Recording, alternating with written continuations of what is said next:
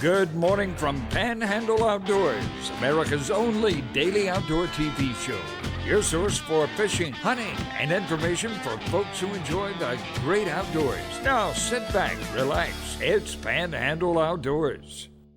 Good morning, folks. Welcome to Panhandle Outdoors. I'm Winston Chester. I'm glad to hear this morning. Got a big show lined up, a special guest here. But first, let's take a look at our weather, brought to us by Gulf Coast Air Conditioning.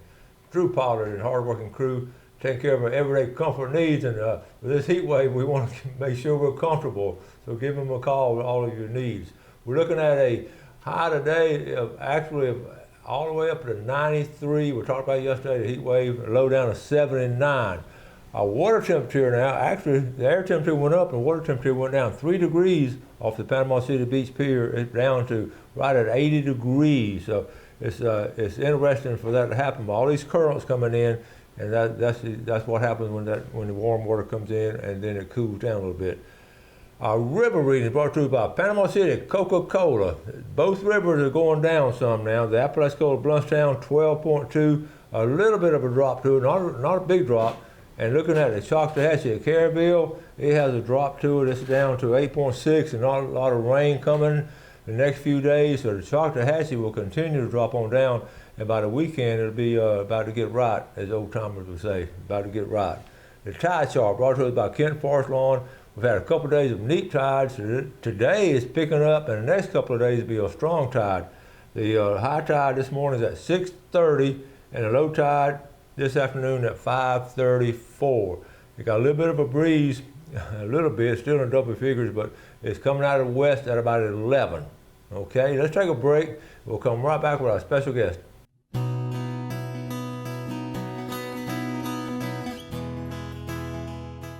Welcome back, and welcome to our guest. Been on a lot of times before, Dr. Jeremy Sunseri. Thank you. Always a pleasure. Love being on the show. We love having him because he's a combination of not just a great doctor, but he loves the outdoors. And we've been sitting here talking about all the good things, all the fun things you're doing. I got tickled. We got to tell some stories, but what have you been up to? What's been going on? Well, I've been mostly working, unfortunately, but I do have some young sons, and they've been keeping after me to show them the ropes of the great outdoors, so that's been keeping me busy. My older son, he's been nonstop about fishing, wanted to go try his luck at some surf fishing and catch a pompano, and now he's been going crazy to chase the bass over close to where we live, and he just is always wanting to fish. So. Well, let's talk about a pompano. Okay, you live out there, and you're not too far from the beach, so you knew a little bit about fishing. But tell us the details on the pompano. That's cool. Yeah, well, I know a little bit about fishing, but most of my fishing knowledge is freshwater, and so it's been a learning curve for me. But my older son Colton, he said, "Dad, I want to go surf fishing," and I didn't know a whole lot about surf fishing, so I phoned a friend or two, and they said, well, you got to go get a sand flea rake and you dig them up. So I go out there and I'm digging up sand, and probably not the most successful at finding sand fleas, but even a blind squirrel can find a sand flea sometimes. And so eventually we found a few and threw them out, and my son caught his first pompano, but it was an awesome experience. He was happy. So you did it the old school way. You actually found a sand flea, put it on a hook, they threw it out there and called it. That was the first pompano, his first pompano. His first pompano. Check it out. We got a picture right here. How about that? What a great picture. He was so excited to catch that. But I didn't know there was another way. That's the old school way. I'll give you some. We'll give you some pompano tips. We'll tell them about fish bites later on. But okay. He's got to put the show together first. Yeah, that's right. But there's still something special about catching those sand fleas. It was fun. Such a natural bait. Yeah. And they will work. I love that. And so you've done some saltwater surf fishing, and what else have you done? The other thing he's been harassing me about is doing some bass fishing, and again, I do know a little something about that. So I came home the other day, and he had ordered a bass, not a spinning reel, but a bait casting reel, and I had used one when I was younger, and eventually went back to a spin caster because they are a little bit challenging. So I thought, well, I'll show him the ropes, and we spent most of the day untangling a spooled reel, but he's finally starting to get it, and it was something he really wanted to learn. How old is he? He's 10 years old. Okay, so you can imagine the bait caster. So y'all go in different ponds out there. Yeah. That's a good way to do it, though. It is. It's fun. It's been really fun. So that's what we did Saturdays. I spent my day untangling, not catching, but untangling a bait caster. Have we not all been there and done that? And that's just part of the process of fishing. And I'm glad y'all are doing that. So that's some pretty good, strong fishing right there. Yeah, it's making me feel like I'm getting old not because of the fact that I actually, I used to love being on the other side of the reel. I still do. Mm-hmm. It's fun to catch a fish, but there's nothing like seeing your kid do it and the joy that comes to their face when they catch one. It's just, it's better than any fish you can catch. There you go. But that makes me feel like I'm getting old because I'd rather see that than do it myself. So. I know. And also, y'all have a dock out there, so the boys doing some night fishing? Or? Yep. So we've had several of the green lights, and they go out and fish for trout and redfish during the night, and but ours is currently broken, and so my son has been harassing me. He's got the bug this summer, so he's been harassing me. So I guess we'll have to order another one here soon. How long do those things last? I've often wondered it depends. I think if you leave it in the water, and I historically have, and if you leave it in the water, it doesn't last very long, about a month. And they know that. Yeah. Okay, we got one more picture here. Tell us about this one.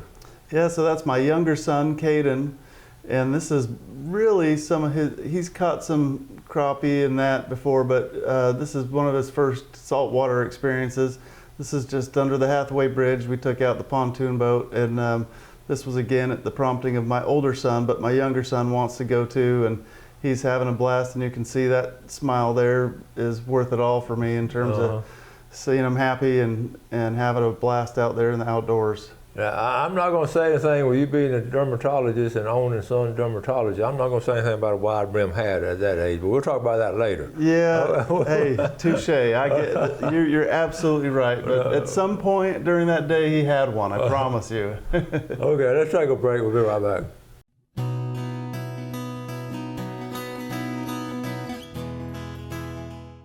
We got all kinds of stories to tell, but listen, talking about what an outdoorsman Dr.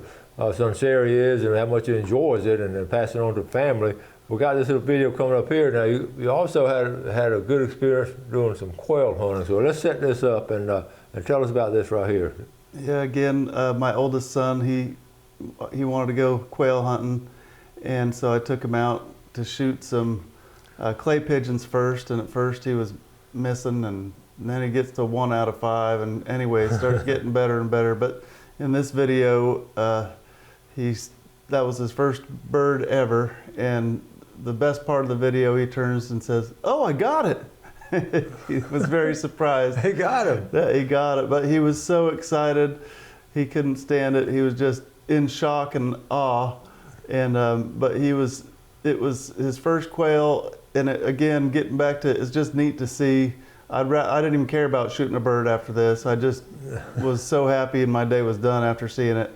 But it was an awesome experience for him, and now he's hooked for sure. So. Well, he said, I was going to, you can see on here, actually when he shot, you could see the bird fall. Yeah. You couldn't quite see it on your screen and all, but I thought how cool is that to be able to do that too with your son. It was awesome. And and the first thing I noticed, I didn't mention it, but he opened up that gun.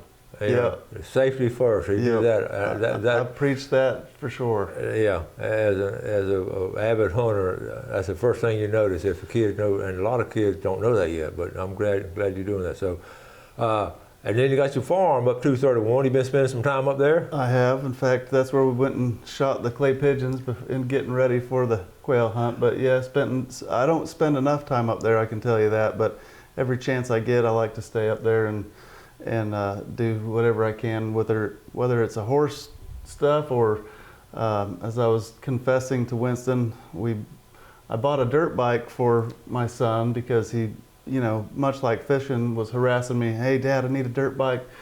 And anyway, we got him one, and then I kept taking him to the track and watching him go around and around, and I thought, I want to spend time with them, and if I'm going to do that, I need to get one too. So, so I got one. I grew up riding dirt bikes, but Yeah, okay. I know as a doctor, I probably shouldn't be using a dirt bike, and I'm careful as I not like I used to, that's for sure. But I couldn't resist the fun of chasing them around, and so. So it's like a dirt bike. It's a big dirt bike, or what have a street bike? Well, It's a hybrid. both. No, that one's a dirt bike, but I like to ride both. Oh, for sure, okay. which Good deal. is not the smartest thing, but it's fun. I think can't we've all resist gone through those stages. I did a little dirt bike for a while, and good Lord looked after me because I did, But I know it's enjoyable. It's a lot more safer now. Yeah, everybody that's wise tells me to sell it as soon as I can, Yeah. and we'll get there. Yeah. I'm working on it. And you, you will too. So Yeah. we often talk about doing different things outdoors and talk about sharing with family. And you have that certain window of time that you can That's do that. right. And I'm so glad y'all are taking advantage of that. Now let's see. You got how many other kids? You got how many kids? I have 4 kids total, so 2 daughters and 2 sons. Okay. And the daughters riding horses now. What are they doing? Yeah, they one's getting ready to go to college, but they both ride horses. And they You got a kid going to college? Yeah, I do. It happens fast. I'm telling you, overnight. I swear. Yeah. But yeah, she's getting ready to. She'll be a senior this year at Bay, and but it's happened so fast. But they both, my daughters are equestrians. They like to ride horses. They spend pretty much every day at the farm, jumping and doing that stuff. They wanted to rebel against Dad, who's a Western guy, and so they did the English jumping. But that's funny. it keeps them out of trouble. They do their chores, and it's been a good experience. And I love it. But they haven't really wanted to go hunting. Yeah, but I know just being around those horses. How special was that? What great memories they're having.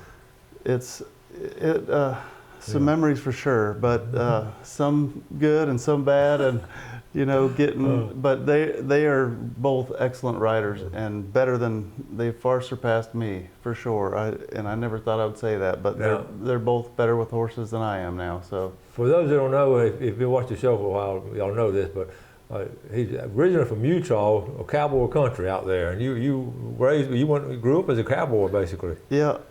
Grew up cowboy and spent as much time doing cowboy stuff. I used to rodeo. I did high school rodeo and then college rodeo, and then as often as I could. Yeah. So it was a different experience. I didn't realize it was odd until I moved out to the East Coast, and they said, "You did a what?"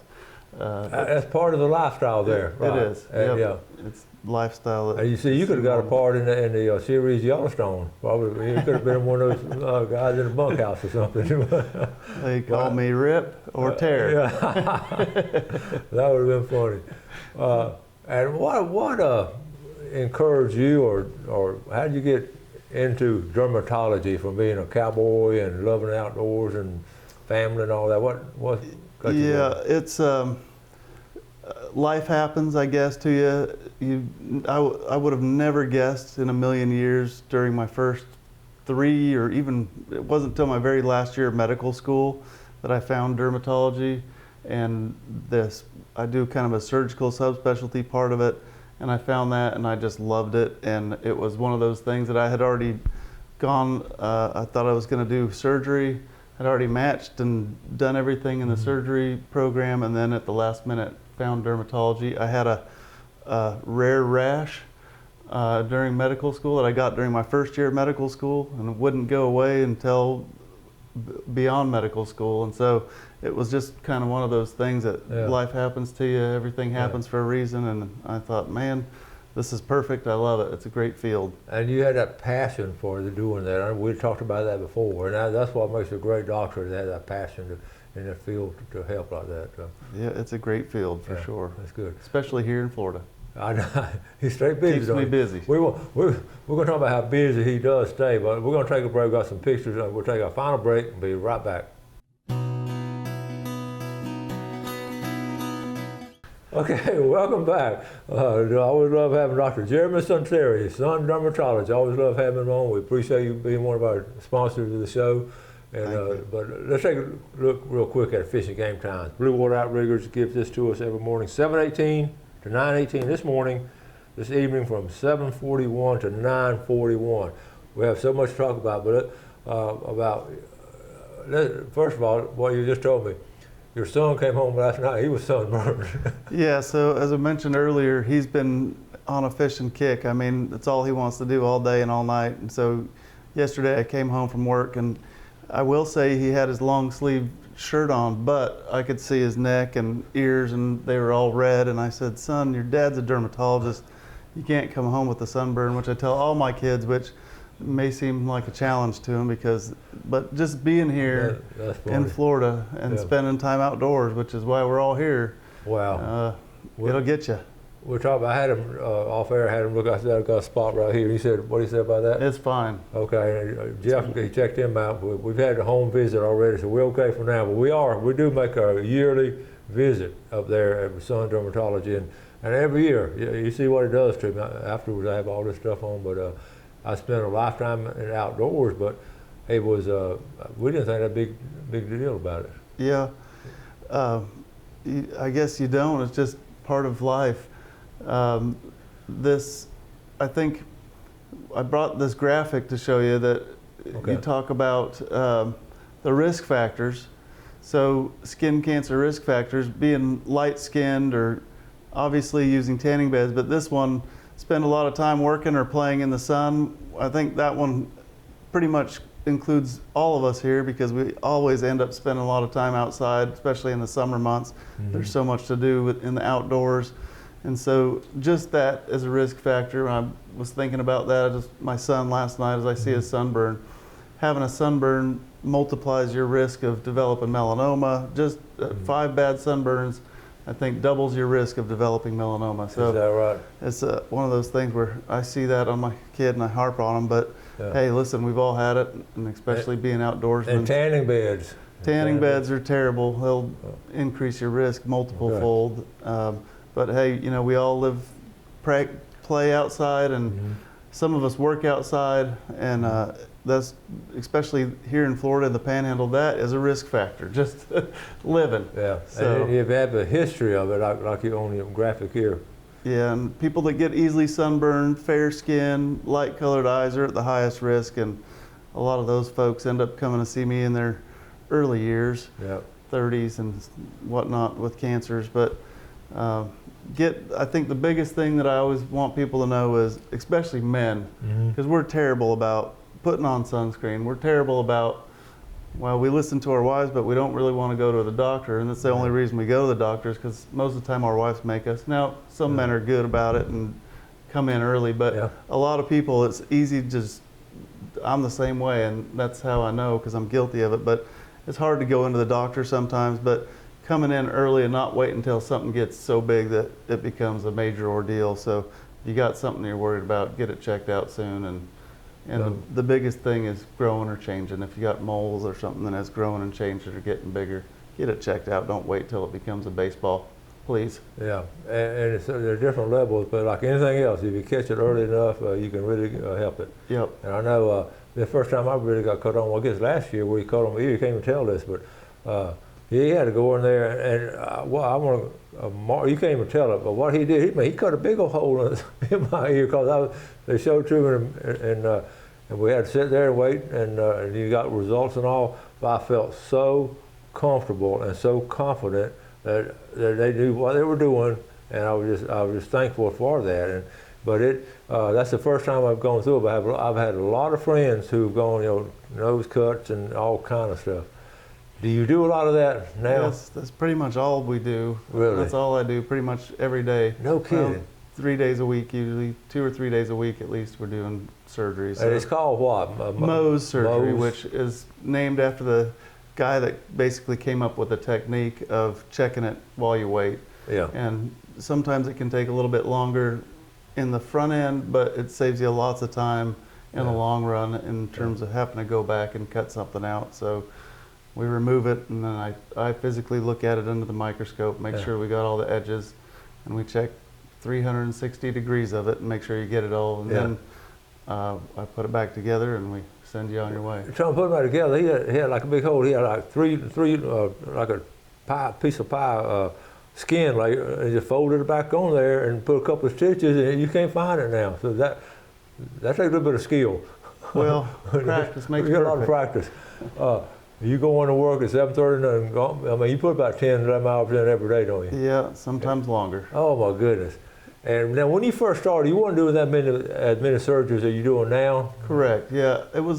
It's one of those things where you kind of build up to it, and as time goes on, you know, in the beginning I spent a lot of time doing more skin checks, which I still will do skin checks, but far more infrequently just because we're so far behind in catching up with the skin cancer surgeries that we're doing, that's kept me just swamped. So. And I know a lot of our viewers go there. You see a lot of our viewers there. For sure. And howdy all y'all. All our patients, we know. I get so many people coming and say, hey, we saw you on Winston. Yeah. So, are you still taking new patients? You have still room? Yep, we're still taking new patients, and our staff is awesome. I was going to say, my next day, what a wonderful staff. I guarantee you'll love them. They're just good folks. Will. They're good people. So real quick, just same old story. Apply sunscreen, and we've got about a minute left. Apply sunscreen, reapply every 2 hours. If you're worried about a spot, get it looked at. Don't put it off.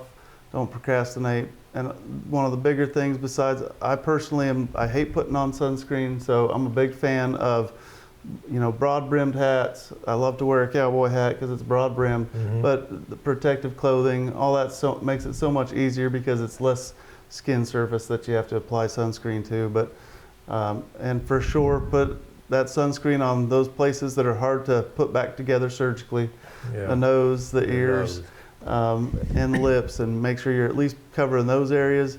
We can pull your cheek back together, but the nose is a little bit more challenging sometimes, so at least cover that up if you're going to be outside for any. And that's what all my old coaching buddies, they have a nose doing. So I know what we're talking about. Well, we run out of time again. Thank you for a good show. Hey, always a pleasure. Thank you for having me. Love being on the show. Appreciate you. Folks, thank y'all for watching our show. You'll do something good for someone else today. Have a great day. Enjoy the outdoors. Take care of the outdoors, and God bless. Thanks for watching America's only daily outdoor TV show, Panhandle Outdoors with Winston Chester, featuring hunting, fishing, and other activities and information to help you enjoy the great outdoors. Join us next time for Panhandle Outdoors.